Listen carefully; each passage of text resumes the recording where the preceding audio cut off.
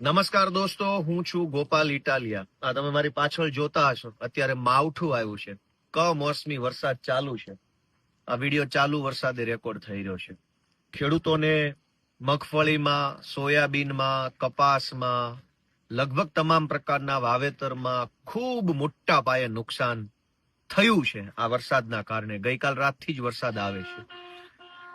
એક તો ખેતીનો ધંધો વર્ષોથી નુકસાનીનો ધંધો થઈ ગયો છે, છતાં પણ ખેડૂતો ખેતી કરે છે. અને ઉપરથી વારંવાર આવા માવઠાઓ આવે છે. ક્યારેક વરસાદ ઓછો આવે, ક્યારેક અતિવૃષ્ટિ થાય, ક્યારેક માવઠું થાય.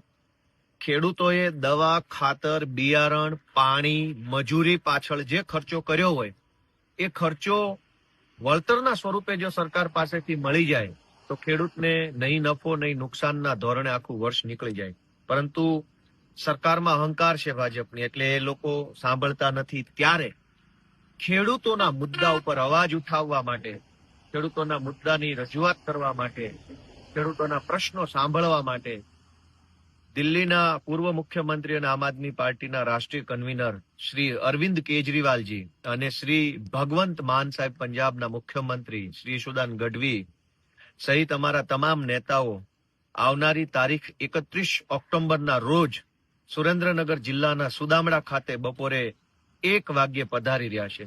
હું આખા સૌરાષ્ટ્રના તમામ ખેડૂતોને વિનંતી કરું છું કે આ ભાજપની સરકાર તો આપણી વાત સાંભળવા તૈયાર નથી, પરંતુ આ વખતે એવડી મોટી સંખ્યામાં આપણે આપણું શક્તિ પ્રદર્શન કરીએ, ખેડૂતોની શક્તિ બતાવી દઈએ.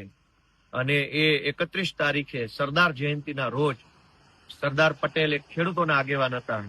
એમની જન્મ જયંતિ નિમિત્તે આખા ગુજરાત ભરમાંથી, આખા સૌરાષ્ટ્રથી એટલી વિશાળ સંખ્યામાં ખેડૂતો ઉપસ્થિત રહે કે ભાજપની સરકારના આંખ કાન ખુલી જવા જોઈએ. દોસ્તો, 31મી તારીખે સુરેન્દ્રનગર જિલ્લાના સુદામડા ખાતે કિસાન મહાપંચાયતમાં અરવિંદ કેજરીવાલજી અને ભગવંત માન સાહેબના નેતૃત્વમાં આયોજિત જનસભામાં આપ સૌ પધારો એવી વિનંતી સાથે જય કિસાન.